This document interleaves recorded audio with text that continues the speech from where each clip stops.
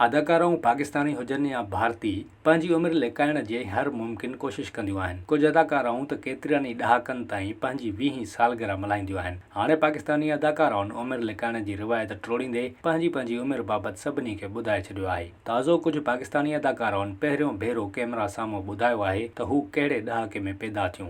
अदाकाराउनि जी इहा video social media ते viral थी आहे। अदाकाराऊं हिक फिल्म जे प्रीमियर में शरीक थियूं जिते यूट्यूबरनि खेनि घेरे वरितो ऐं सवाल कयो त हू कॾहिं पैदा थियूं।